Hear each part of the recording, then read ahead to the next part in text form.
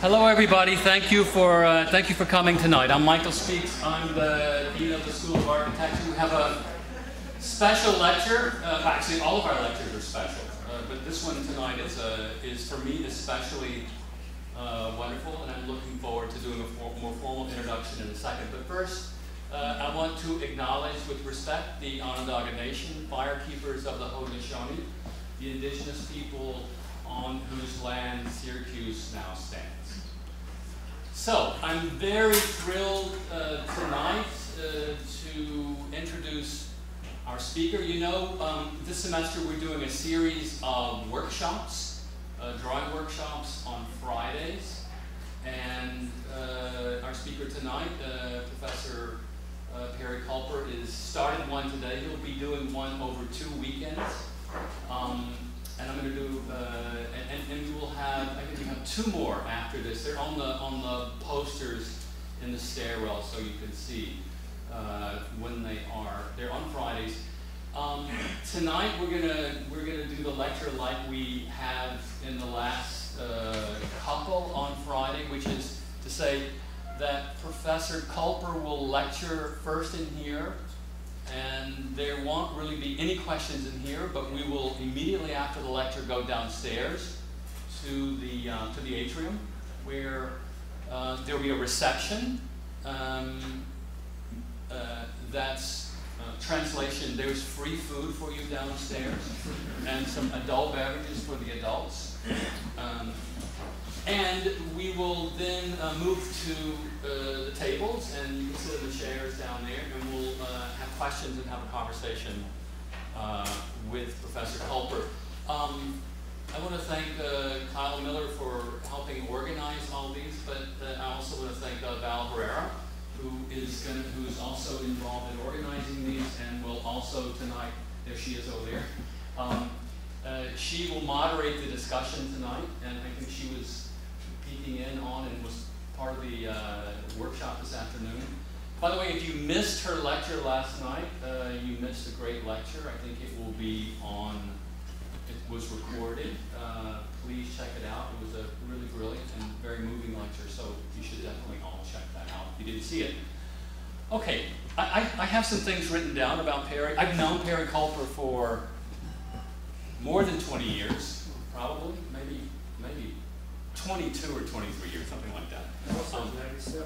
97. Wow. Okay. So we met in 97. I was at SciArc for 10 years. I was a grad program chair there, and when I first went out, I met Perry and was, of course, blown away the first time I saw his work and had a conversation with him. And every time I see his Instagram, I'm even more blown away. And we're very lucky, and I'm very thrilled personally to have him here tonight. So Perry is an architect and an associate professor at the University of Michigan Taubman School of Architecture, and probably more than architecture, but I don't remember the rest of it. But Michigan's not that important, so it doesn't really matter.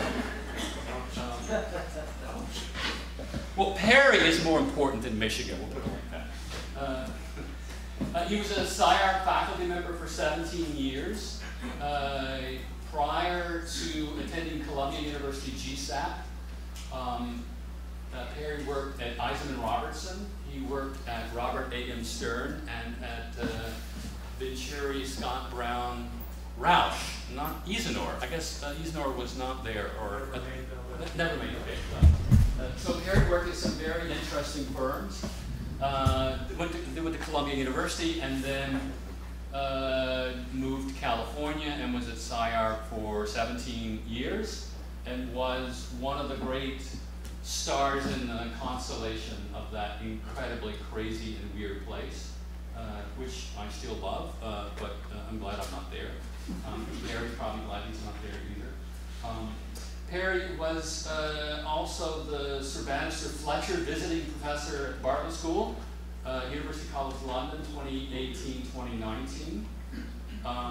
In 2013, he published one of the very famous pamphlet architecture series books, number 34, Fathoming the Unfathomable, Archival Ghosts and Paradoxical Shadows, with friend and collaborator Nat Chard. And they're now at work on another book which will be published by UCL Press, University College London Press. Recently, Perry optimistically ventured into the world of the digital, attempting to get a handle on cut and paste and magic wand operations in Photoshop. As a result, he's encountered one of the steeper learning curves, or at least that's what he says. I'm not sure I believe that. Even more recently, he's been snooping around under the hood. Perry wrote this, if you couldn't tell. Even more recently, he has been snooping around under the hood of said digital realms. Fantastic Beasts have also been on his mind. I am quite sure of that. If you all have been in the workshop today, you can confirm that Fantastic Beasts are definitely on his mind. I'm thrilled to welcome to Syracuse Architecture Professor Perry Culper. Join me in welcoming him.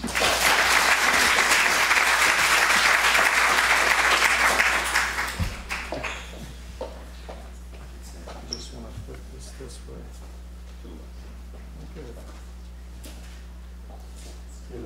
Can you hear me? Great, fantastic. It's amazing to be here. Thank you, Michael, very much. Oh, we can take the mask off. I don't know how to speak anymore without a mask on. I don't know how to do that. It's really, really great to be here. I'm not sure I've ever, that Julian, Roger over there. Yeah, others, yeah. We got to pay attention to the talk, don't I?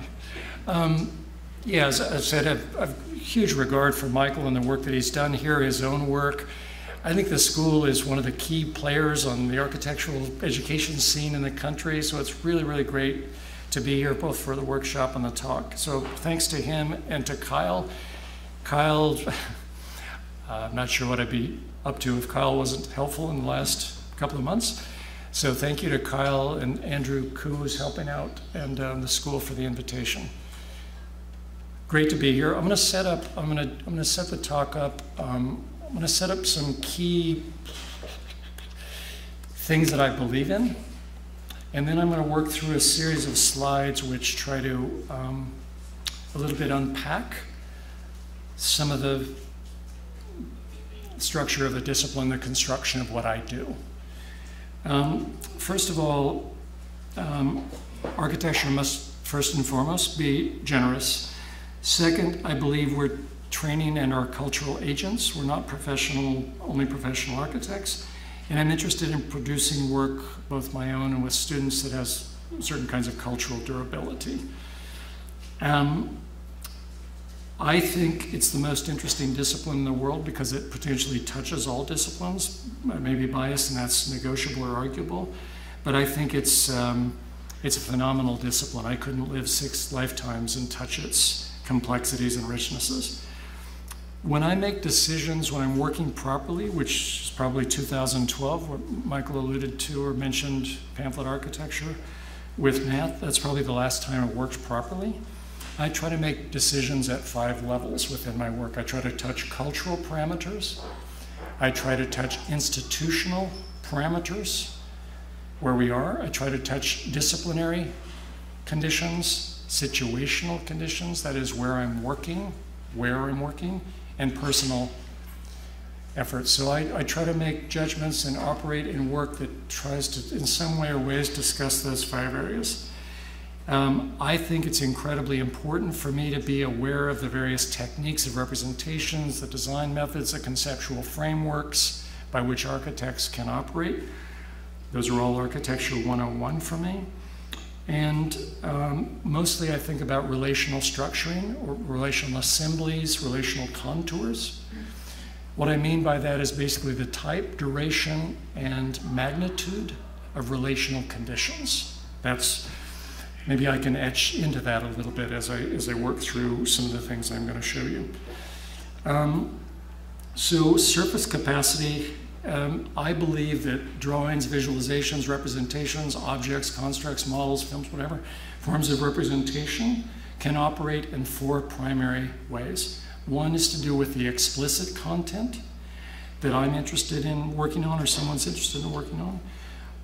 The second would be implicit content that's actually derived through acts of making, whatever we mean by making. The third would have to do with the setup of the workspace as a form of potential. And the fourth would be to do with representations in and of themselves, having volition, capacity. So surface capacity at least operates or is meant to tickle those 4 key areas in which I think visualizations and surfaces, let's say, operate. I couldn't work out which slide to introduce the lecture, so I made 3 of them. So that's all these are. And I'm going to work from sort of meta visions about a world and my world and the discipline and practice and education to more specific things through my own work. I'm trying to frame my own book, and this is fundamentally an outline of things that I believe belong to the discipline of architecture, my work in particular, and teaching. I would probably structure an architecture school radically differently than virtually anyone that I know. And the first key thing I would do was structure the history of ideas, because architecture always participates implicitly or explicitly with the history of ideas, developments in geometry, mathematics, religion, technology, and so forth. So that ground would be laid. And then this is just a list of things which comprise, it's a kind of body, a set of organs and blood flows and bones that comprise a more, for me, slightly more holistic view about what I do. I have huge respect for what other people do. I don't want to do what they do, and they probably don't want to do what I do. So I value and respect multiple value structures, multiple points of view, and so forth. I'm just trying to work out for myself critical infrastructural questions, areas, disciplinary and other, that I want to try to organize my practice and thinking around. I'm always influenced by lots of people, things, conceptual frameworks, and I'm a list guy. So sorry, this has gotten tangled in the PowerPoint reading. There are important things to me, and I'm going to identify 5 key things which have been somehow, they're deep footnotes in my work at times. Curiosity cabinets, that is the ability to gather things that don't belong together. The Baroque period, to do with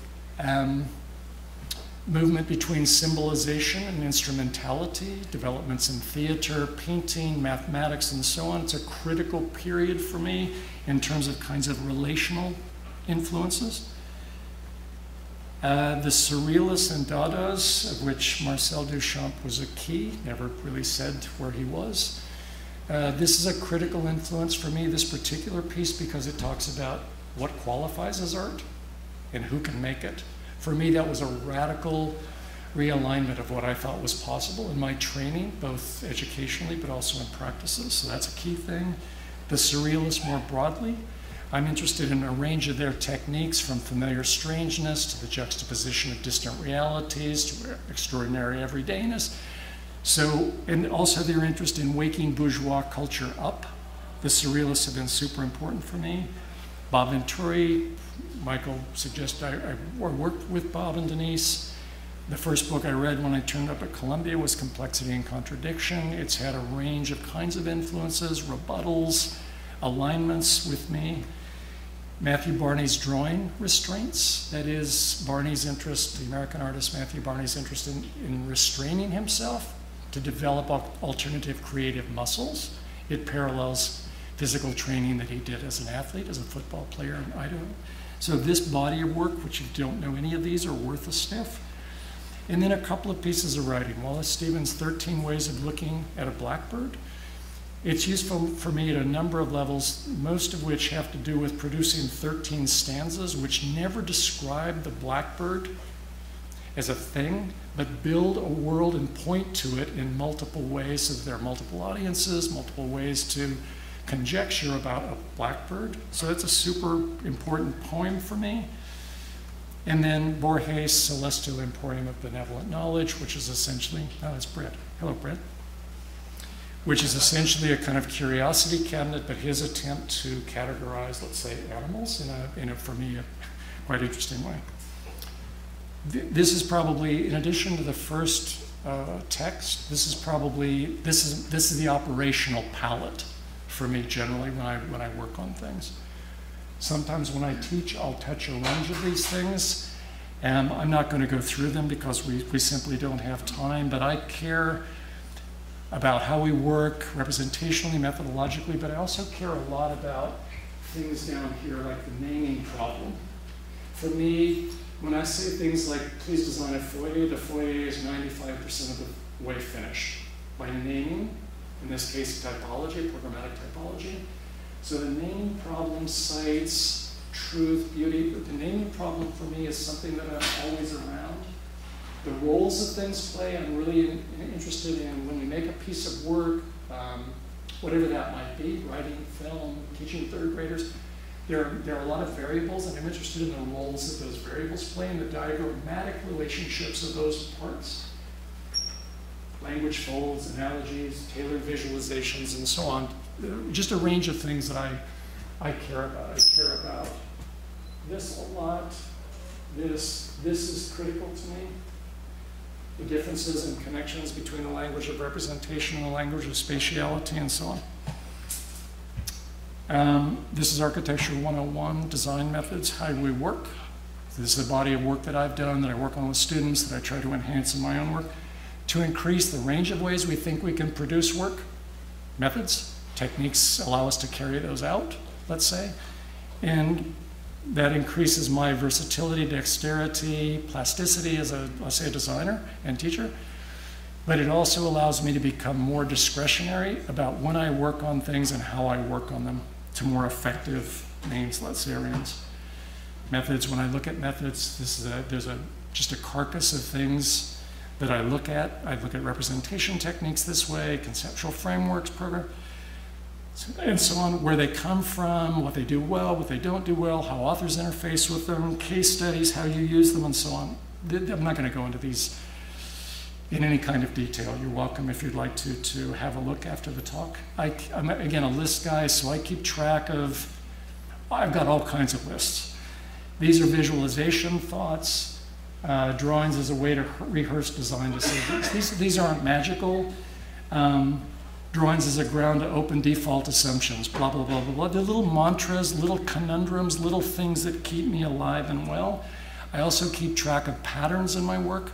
So styles of thinking, or shape, formal grammars, languages of representation.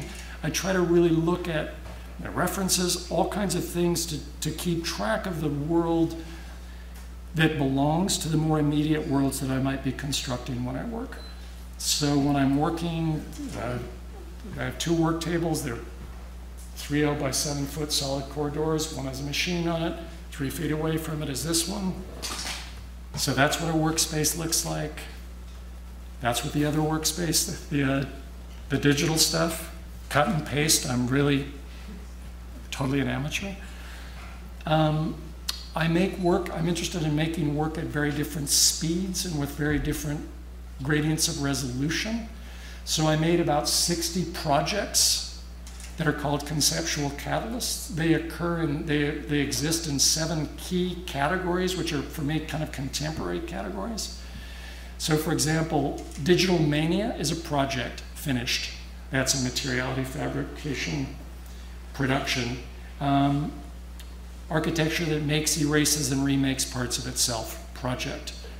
Architecture of multiple psychologies, project. So I'll never get to these. I'll never get to any of these. I would like to develop about a dozen of them.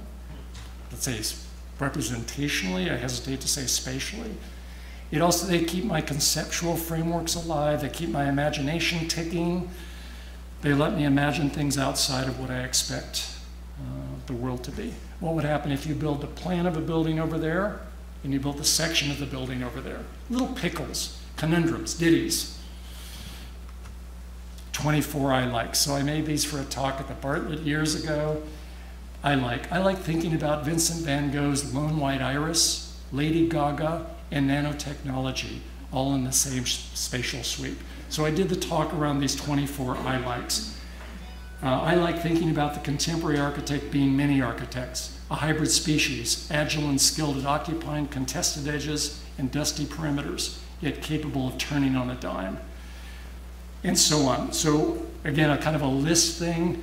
I like thinking about the use of generative history and progressive theory with big, lush, and fidgety velvet cushioned chairs at the table of 21st century architectural education, and so on. So these are speedy pieces of work, as are these. Just before I met Michael, so I'm going to show you now a range of pieces of work that they're close to chronology. I'm really jumpy the way I work. I work on things that interest me. So the work feels like it's a curiosity cabinet of maybe unusual things that don't make sense, but they make sense to me in terms of my curiosities, fascinations, and things that I think might contribute something minor to the discipline. So in '92, I started making landscape drawings at SCI-Arc. We were taking the kids out to the landscape for a week, camping under trucks, in flash floods, measuring stuff, doing this stuff. I said, I don't know anything about landscape. What am I doing out here? I'm getting paid. I don't have a clue. So I made 750 landscape drawings. They're all the same format. I was making them one a day. I was traveling a lot, was teaching at Penn, SCI-Arc. Amy was studying at Cambridge in England and so on. So I didn't make one a day. After 6 weeks I did, and then, so they're really, really fast. The longest one is probably a couple of hours. Sometimes they have an idea, sometimes they have materials. And I'm just trying to probe just curiosity about landscapes. So these are called monochromatic landscapes. Sometimes a piece of a poem, influences one, whatever. So I don't throw them away, I don't make judgments, I just make them. When I moved to LA after working for Peter and working with Peter and Stern and Denise and Bob, I had 3 commissions. I call them sacrificial projects. I had a real guest house in Montecito, Santa Barbara, and I was invited to an international competition there was a 15th century text that was a sort of generative catalyst for it, and I made 5 proposals in 5 weeks, and I made this one in the last week and a half. Sort of a hybrid house, and then I had a real commission for a small desert house. These were all made at the same time. I hadn't planned to be at SCI-Arc. I planned it when I moved to LA. The only way to leave the office with Denise and Bob, you got to move as far away as possible. Otherwise, Bob's on the phone. Can you come in Sunday? We got some stuff to do. So I just put the compass on the map and said, LA, San Francisco. That's good. Anyway, when I turned up in LA, I hadn't imagined I would teach. So I had these projects, worked hard. I was saying to Kyle today that I made the left-hand ground plan. I constructed it 32 times. Quarter inch equals a foot before I said, okay, I think I'm getting close. Got paid $800, worked about 600 hours on it, the same, that story. So I did all that in 90, I did that. And some years ago in the conceptual catalyst, I thought, well, what if I try to build all 32 houses in one house? So that's kind of thinking, strange, sort of rabbit hole stuff that I do. So that got way more interesting to me than this house. What if I could build all 32 of those plans? Because they all had value, all the marks had value, and blah, blah, blah, at the time when I made them. So I made models, and I made drawings, and so on. Just so you have a sense, I've got a lot of sort of 24-inch by 36-inch drawings. So these are some of those. And then I made a second version. I didn't like that house at all. This is when I started to crack the architectural drawing open. And I wondered if rather than making perspectival, synthetic, complete worlds, if I could make what I called aspectival drawings, which would essentially build the key characteristics of in this case, a house, in the representation without needing to be closed or thermally, with continuous surfaces and so on to make an environment. So these have now led to some thinking I'm doing about critical fragments and a piece of work that's called 2080. Anyway, this is a second version of that house, the drawings that belong to that. And Amy was at the time doing a PhD in Cambridge, and we lived in a very, very small house, and I did a room at the same time these projects were being done. I won't go into the content. Heaven and hell, and blue-collar things, and cemeteries, and rubber basements, and imported geographies, and so on. Just some, house stuff. Then I made probably the most important drawing for me ever. It was 1996, just before I met Michael. I think we had a conversation actually around this drawing in SCI-Arc's middle building. It's called David's Island Competition, Open Competition Ideas. It's called a strategic plot. And I let the drawing do 3 things for me. A, I was interested in trying to get multiple languages of representation to happen simultaneously, words, diagrams, notations, figurative pieces, because I realized my homogeneous background in plans, sections, elevations, perspectives, autonometry, those were, I couldn't deal with things outside of what they did. So I wanted to increase the family range of representation. I had a bunch of ideas that I was working on to do with nautical migration, to do with mythical sea animals, to do with islands, and so on. There were a bunch of content, and I used the drawing to help me generate programmatic thinking to handle some of the content of the work. So there are machinic surveillance fields, there are landings for mythical sea travelers, there are no-fly zones, there are axes of mutiny. So the drawing allowed me to invent programmatic structure to deal with the content of the work, and then I was interested in the artifact of the drawing as a thing that had its own volition. Anyway, so the drawing looks like this. 125 hours or so to make it. Animal x-rays, cut paper, drawn parts, transfer letters, and blah, blah, blah. It was about 6 layers of stuff. And I made a technical drawing of the architectural components. Anyway, at that point then, the architectural drawing seemed like a place where I could begin to I could discuss things that I didn't know how to convert into, let's say, spatial, material, formal speculations. So these are some of the drawings for a competition for a museum that I didn't enter. But this is what I call a thematic drawing, basically the key ideas for the museum. Things to do with curation, the 9 Greek muses, things to do with opticality and cultural constructions relative to collections, agricultural things, which are part of where this world is about. So this is basically the ideas, the initial ideas, get constructed in this kind of a drawing. Then I made a series of what I call cryptic site drawings, and they're basically genetic drawings, sort of planish, sort of chromosomal or genetic drawings for the museum, which learn from the thematic drawing, but don't commit yet to geometry, material, position, but try to have preconditions that carry on from the thematic world and project into a geometric, formal, material world. Again, it's drawn as probably a 70-hour drawing. Really, really fun. I get interested in construction lines and my misreadings of things and see whether there's potential there. So these are all drawings for preparatory drawings for the museum, and they get progressively more formalized. So here you start to see material, geometric conditions, harvesting tables, tractor square dancing, gallery-like things, archives that hold nothing in them, and so on. And then we made a very, very quick, so that's 2001, 2, 3, the drawings are made, and then we made a very, very quick sketch. This would need 600 or 800 hours to get it to be anything. This is just a first visualization, and lots of things get dropped off the table because someone else is helping me with the modeling, and my thinking is super triangulated and squirrely and untrackable.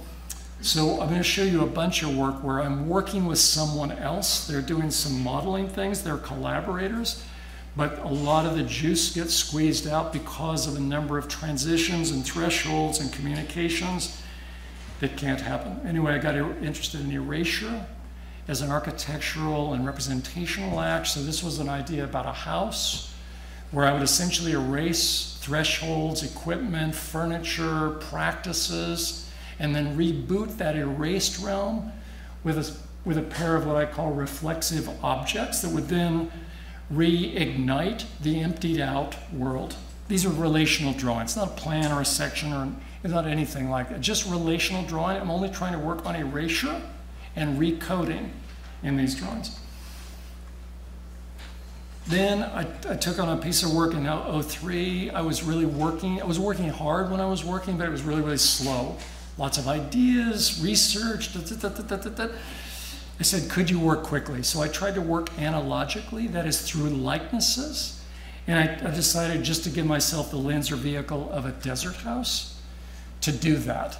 So, you know, the site is like an empty game board. There are parts of it that are like petticoats. There are parts of it that are like other things. So I just use analogic thinking. There are 3 proposals. Basically, that's the site drawing for one of them, the site drawing for another one. And then this is the one I'll hone in on. Always when I work, everybody's got sketchbooks probably. I have yellow pads, I've got hundreds and hundreds of them. This project has like 60 pages like this in terms of the paralleling the drawings that I showed you, or that I will show you. So these are drawings for one version of that house, a sort of site drawing, and then beginning to speculate on what it might be like, and a plan, and an elevation-ish, things moving. And this is a composite, this is a section elevation, notational drawing. And then again, a first sketch model, same character who helped, Sen helped with the modeling of this. So these are just super early visualizations of that house. There are 3 architectural pieces. You eat in this one, closest to us. You sleep in the angelfish looking one, and it moves back and forth across a pink dust garden when no one's there. The tall one's the living space, but it's filled with logs. It's made of steel that would dematerialize over 100 years. So the living space is scattered on the site. You actually live in a pair of baskets. There's a labyrinth that you can't get into. There's a miniature bronze biplane.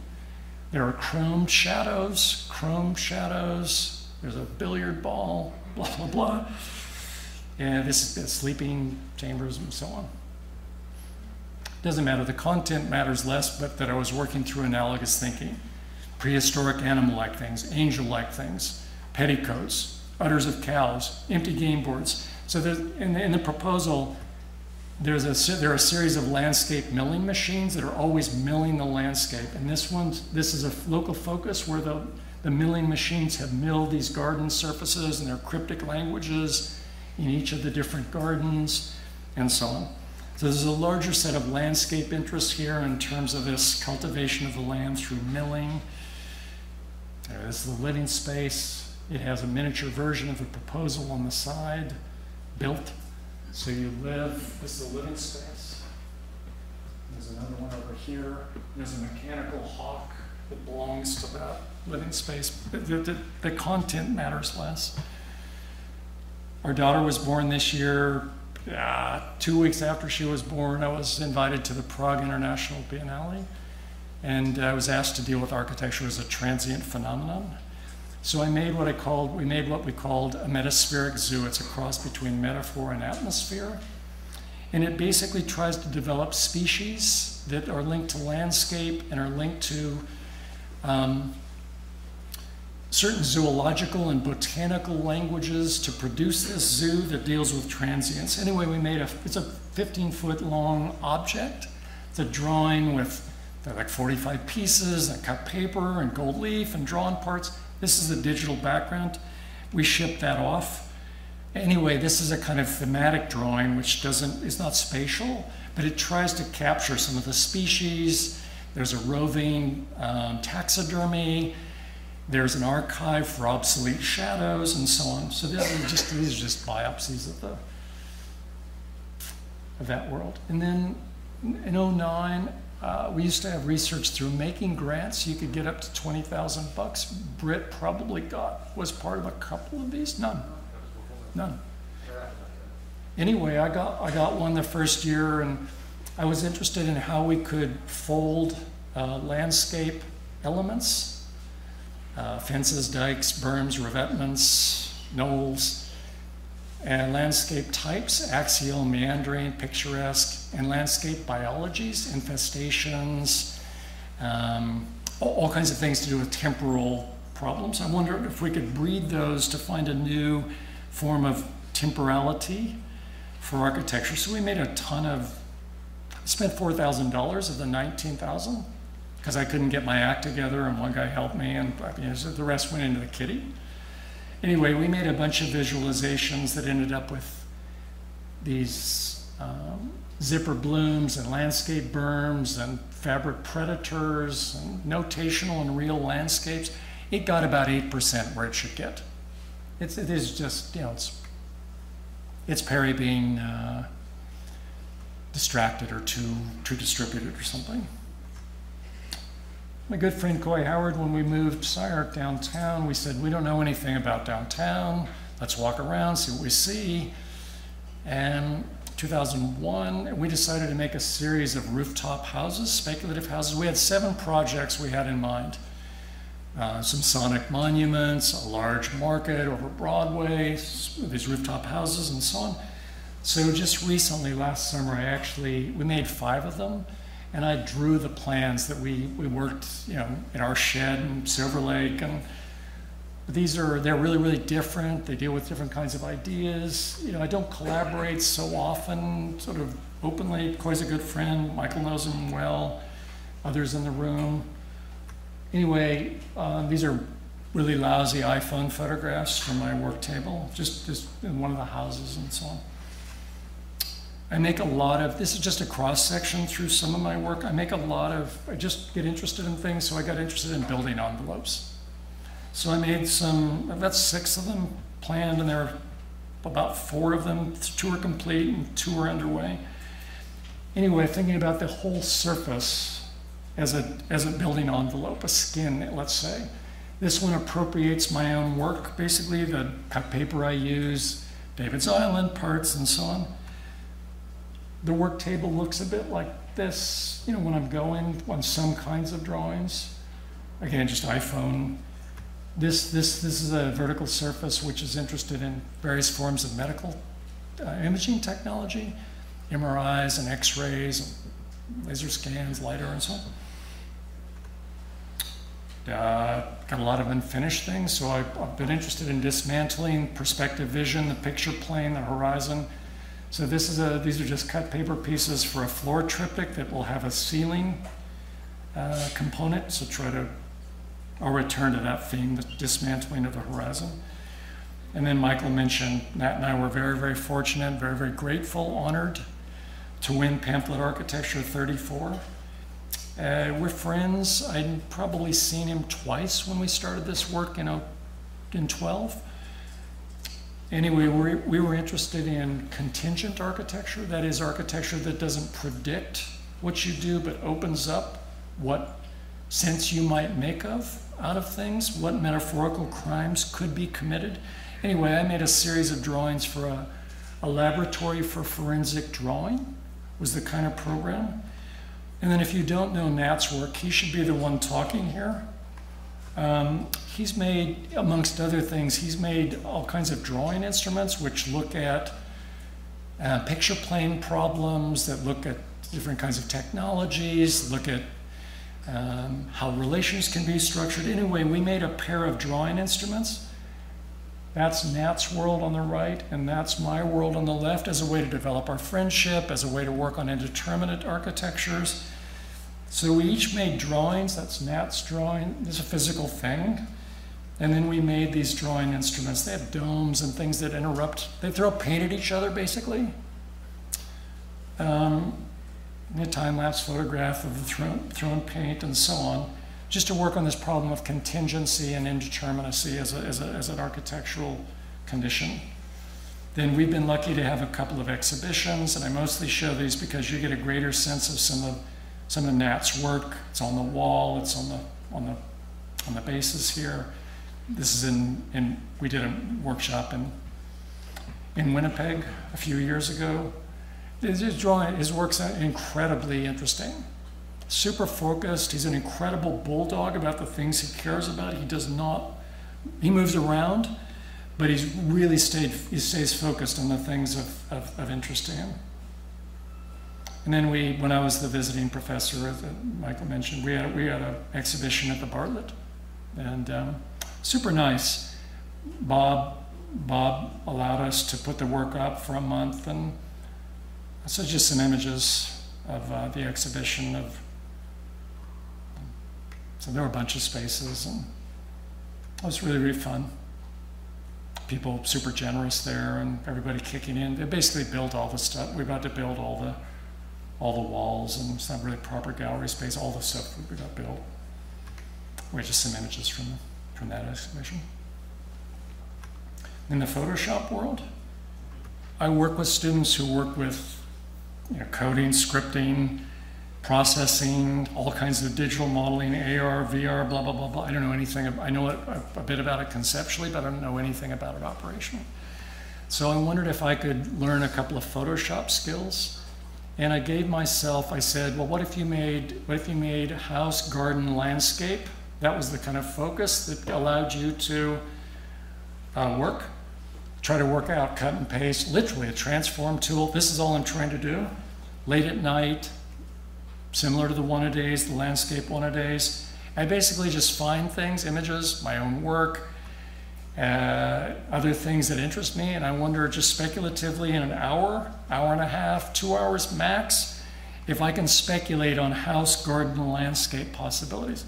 So I made 150 of these in 2018. They're really, really fun. I rehearsed design skills, my eyeballs. They open lots of channels up, formally, materially, representationally. I don't throw them away. I don't delete them. I don't make heavy judgments about them. I like them to be a little bit different. So I'm showing you about 40 of these things. And then Halstead, Jeff, many people in the room know Jeff well. Jeff helped, collaborated with me, and we took a few of these and said, okay, what would happen if we sort of modeled these things? So these are, I would recommend one-a-days of something, folding paper, writing a piece of a poem, whatever you do. Eventually, the iterative nature of things add up. But these are not modeled. These are just me, super, super, super amateur Photoshop, me fiddling around with stuff. Potential generating ideas. I mean, there's a lot that comes out of them with really, really simple ambitions. Using one of my vertical surfaces and importing other pieces of drawings that I made. Erasure.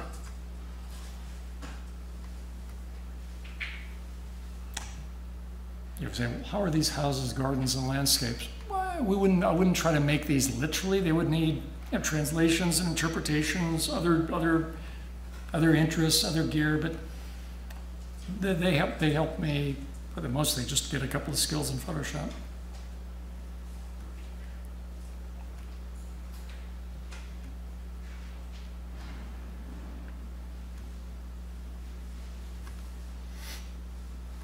Almost finished with these. Some of them I like this one. This one interests me as a sort of domestic garden landscape realm. Which is which, or if there are distinctions in these, that's another discussion altogether. So Jeff saw some of them and said, let's do a collaboration.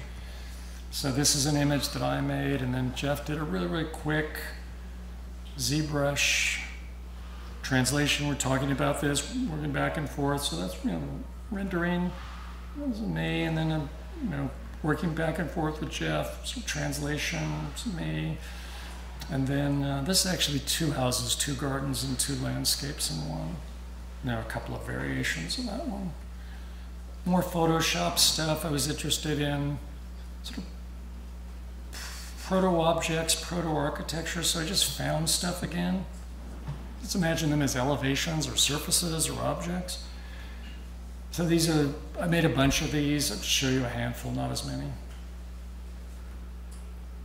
And I got really interested, not so much in the figurative pieces, but my clumsiness using things like the paintbrush tool to get effects that I had in mind. So I got really interested in that rather than what appear to be figurative or material things. Because I just don't know how to do certain kinds of things. So anyway, just again, quick. It made me feel like I was doing something also.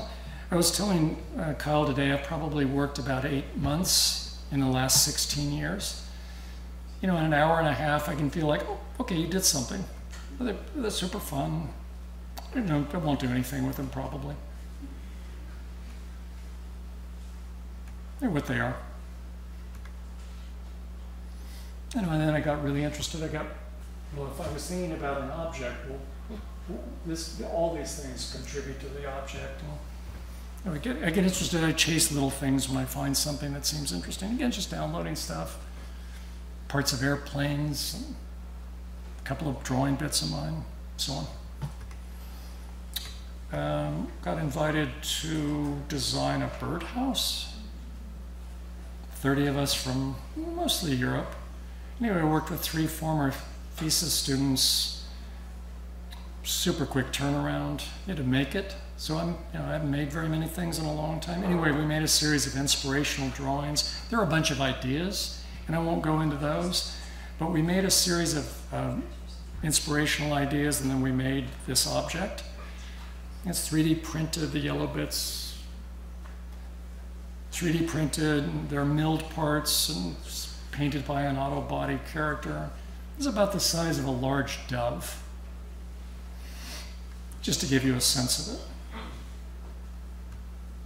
Yes, it's a large platter. There's surveillance equipment, there are artificial clouds, there are perch storages, there's a feeding realm, there's a bird landing strip with a sort of spiritual bird. There are lots of things that carry a lot of content. Another character you should know Nat and Halstead, but good friend Mark West, I'm part of a group called Drawing Architecture.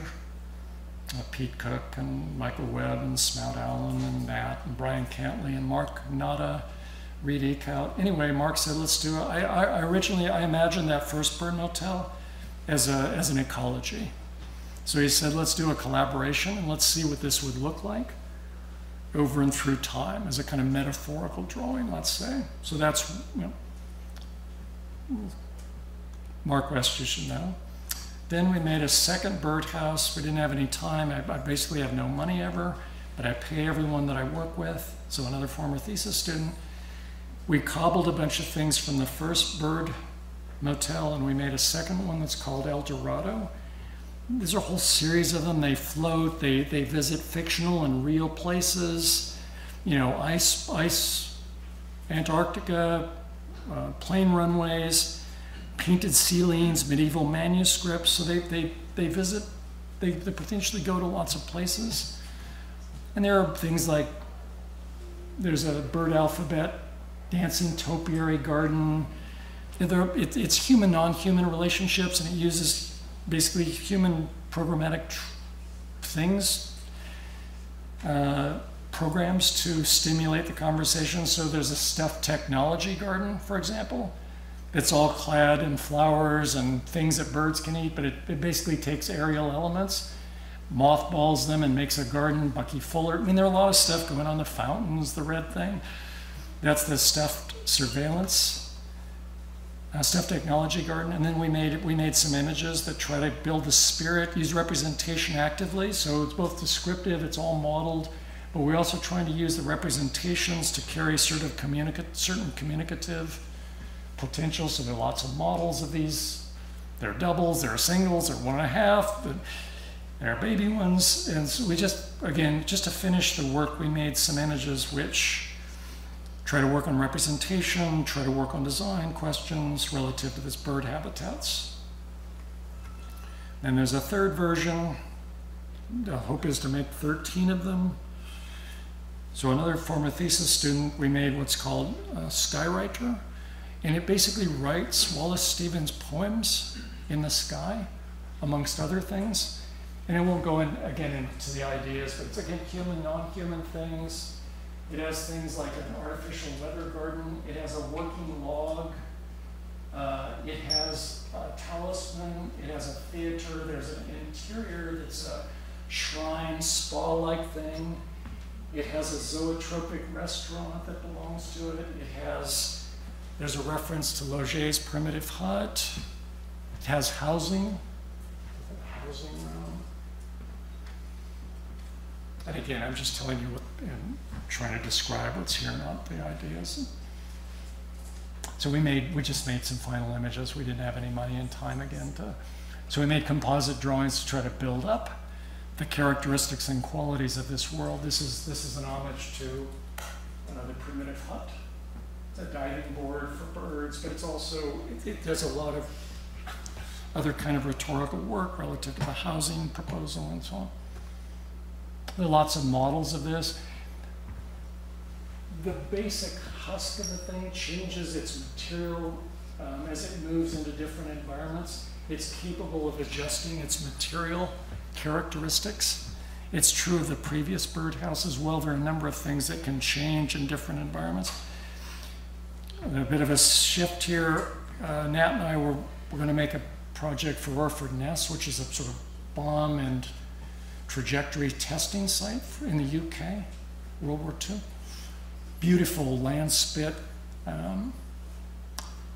emptied shells of buildings, lots of remnants of stuff. Anyway, we're going to make a project. And I started thinking about what I called aerial diptych follies as part of the project. So they have an entertainment. These are analogic drawings, so they're likenesses, they're not accurate, let's say.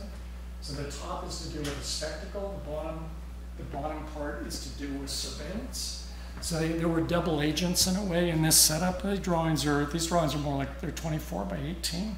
Those are physical, cut paper, a little bit of Photoshop, a work table. And then I got some money, some seed funding, a little bit from the school. We got interested in the relationship between imaging and digital modeling. So we used the aerial diptych follies to then, through Blender, with another former student, to try to look at the potential of image modeling relationships. So we were interested in this as the site for the work. Could we model notations? What would happen if shadow sources got modeled? What would happen if, when we turn things on and off? What would happen according to file sizes with relationship to image model production? So there are 3 of them. They each do their own independent work. So this one is meant to have a kind of theatrical quality, but it works on image modeling problems.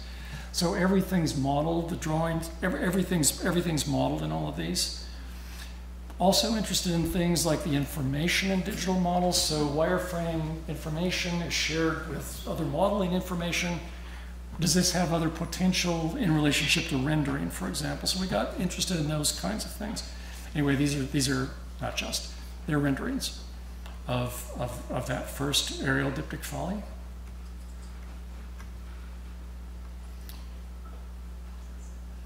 And the second one, its responsibilities were to basically activate, in addition to the image modeling questions, and I'm super interested in these questions, and the construction of digital workspace in general.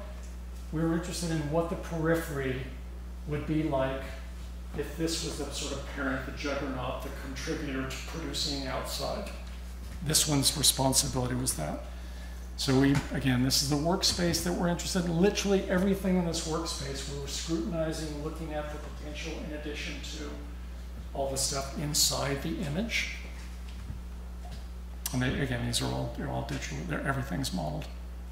There's one of the bird motels done at the same time. So Carl's work, Oliver here, and the collaboration. So they sometimes work sneaks back and forth. Trying to model notations. And again, how do you model a light source? Can you do that rather than modeling the effects of a light source and so on? It was just really, really fun. I would love to have a think tank that works on these kinds of questions, because I think the digital realm is phenomenally interesting. I suspect, many people, Britt, others, Kyle might know much, much more about its potential. I think we're probably 2 or 3% in the digital realm in terms of what architects work on, think about. So it interests me a lot. Then the last one has to do with a series of devices and instruments that get involved in the image. So this is a rendering, this frontal rendering of the digital model. Just watch. Just keep an eye on that piece, the floral bit. So, do images have back sides, for example? Are they thick? Do they have is there information? So in the upper left-hand corner, we believed that the back of that image probably could have so that's the back side of the flowered paper. Let's say the back side. We don't accept, not back side, but that's part of that world. And then you can also see that world also has other kind of potential. So that piece of paper in the image begins to fold into some modeling questions. And there are there are things that measure, that calibrate. The skitterers up in the upper top, the top part. They do, they measure saturation, and intensity of information, and so on. I'm almost finished. If I ever work again, this is, so I started this work the last week in December, and it's called 2080. And I'm interested to see if I can get 80% of the juice in a project out of 20% of the effort. So that's the fundamental question. There are other questions, of course. So there's a triptych, the work table, there's a triptych being worked on. That's our lovely daughter Ella being masked by the extension cord. This work interests me. It's a cut paper. These are early. I'm just trying to build, trying to ideate through the drawings. And then this one interests me a lot. It's called Google Earth Deep Horizon. And it's fundamentally interested in imaging technologies like Google Earth and how they might reconcile themselves with things like the picture plane, the horizon, stationary points of view, and so on. So I'm a bit interested in this. And this is too formally complete. This is the first sketch I made. There are 13 arcs in the Midwest that produce language drifts, and they construct false information for both Google imaging and perspectival imaging. They evacuate both Google Earth. They try to lose Google Earth and perspectival constructions and so on. This one interests me, trying to get back to it. Those two pieces of work are alive and well. And then one last piece of work. Again, I got a little bit of funding at the school. I was interested in how we use references, precedents, things that maybe are canonized. So we took a bunch of identified Baroque church, Chinese scroll painting, some Islamic things, Mises Barcelona Pavilion, and so on. We just needed some stuff to work with to see what would happen if we produced 3 strategies for looking at the same things in 3 strategies. So this one's called Niche. This is, there's more developed. This is Borromini's San Carlo in Rome being worked on. Anyway, trying to take these precedents, they're all here and they're all in each one of these. This is Borromini being worked on to try to see, could we take precedents, and by reworking them, by reaggregating them, by setting them into relationship with one another, could we look for alternative potential? So this is just underway.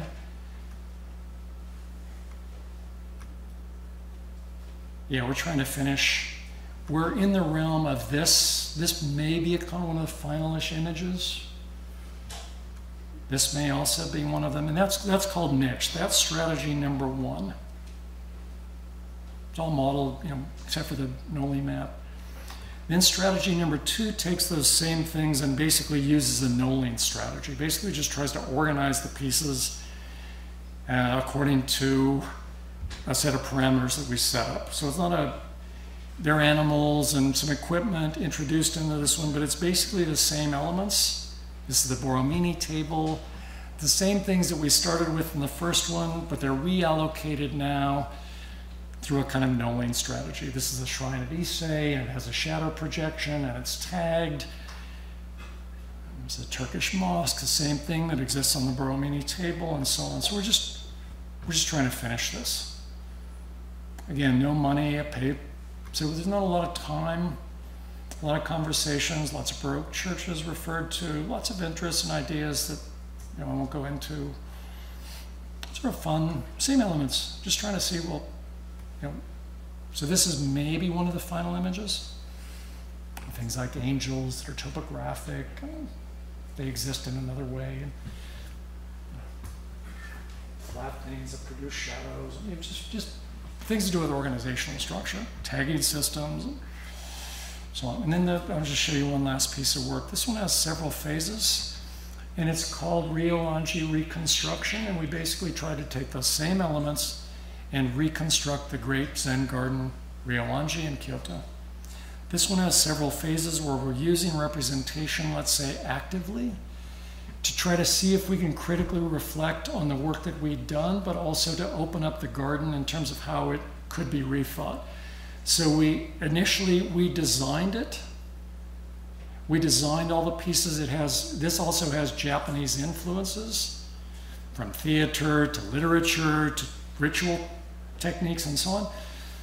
But it has the same elements in play that have been in play in the other ones. So then we designed the thing totally. This is all the stuff. This is a rendering of everything. And we said, that's not very interesting. That's known. So then we went through a series of strategies or tactics to try to open it up.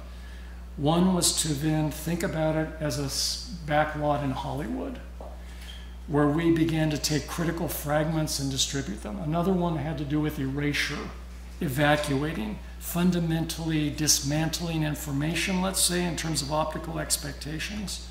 So that's what these have to do with. Then there are series that have to do with critical fragments, where we're just we're reconstructing certain critical fragments of the garden. Then we have a whole set of nocturnal ones where we're using different modeling techniques. So we're modeling Illustrator, there are wireframes, there are Rhino models, but trying to look at this nocturnally as another way to take the same elements and rethink them. Then there's a kind of composite set of drawings where we're folding elevation, perspective pieces, plan-like things, trying to discuss the garden in yet another way. Then there's a strategy which has to do with using the garden as a kind of construction site, and it emanates from one of my drawings. And then we model all kinds of things to do with my drawing, to do with the original pieces, references, and to turn this into to look at it as if it's a site under construction. So again, all the things are here. Mies, scroll painting, Issei, Borromini, and so on. And then we're in a final set of images now where we're trying to use the representation of the garden generatively. So we're working on, I don't know if they're final drawings or not. We're trying to rethink not only the precedents and the way they get allocated in the garden and those techniques, but we're also now looking at the object of representation, this image, as another kind of way to rethink that garden. So these are some of the images that we're literally working on them now.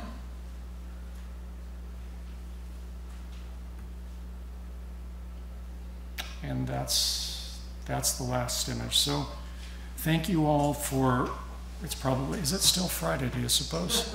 Speaks has fallen asleep. Still Friday, right? Still Friday. So that's yeah.